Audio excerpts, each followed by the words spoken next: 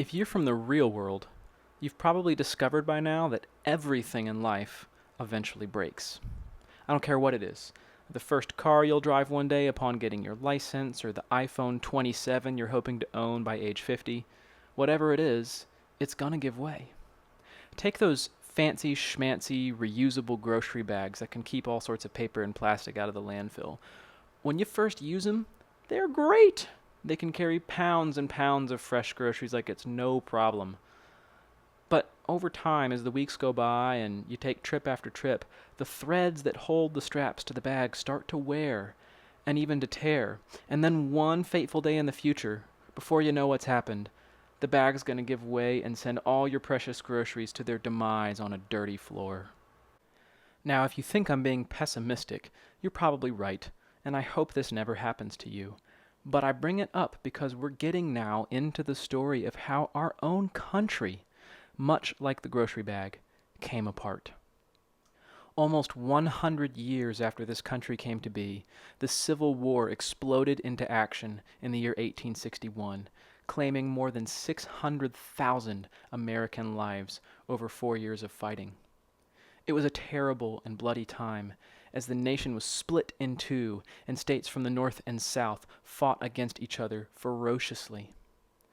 What could possibly bring a nation like ours to the brink of this disaster, you might ask?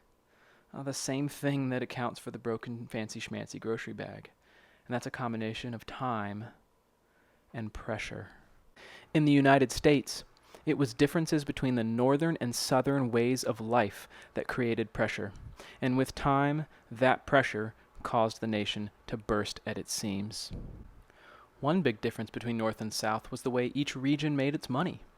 Factories and railroads drove the economy in the North, while plantations and farms growing cash crops like cotton and tobacco generated income in the South.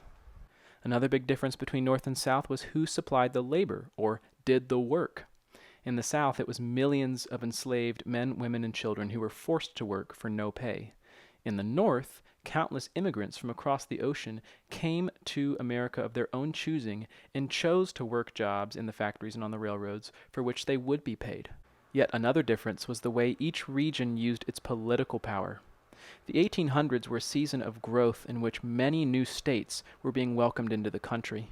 The North wanted more free states, where slavery would be prohibited, while the South wanted more slave states, where slavery would be allowed. Each side was concerned that the other would become more powerful.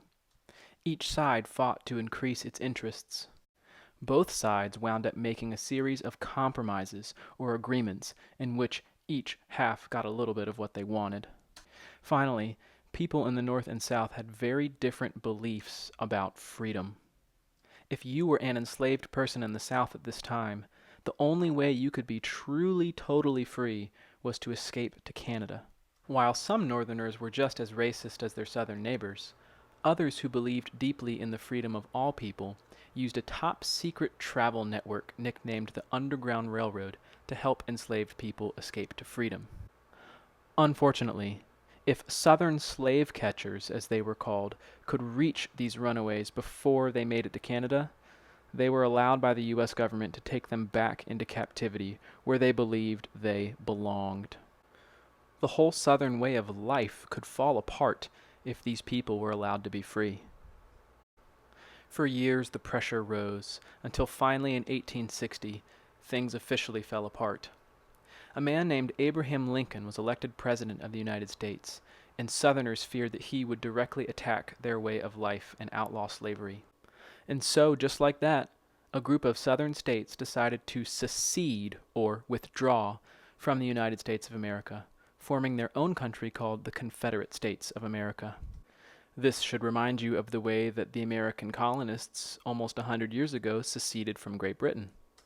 Upset by this decision, the northern states, also known as the Union, would fight for the next 4 years to keep the southern states from leaving, while the southern states, also known as the Confederacy, would fight to defend their right to leave. Little did either side know just how catastrophic the bloodshed would be in that great war, the product of time and pressure.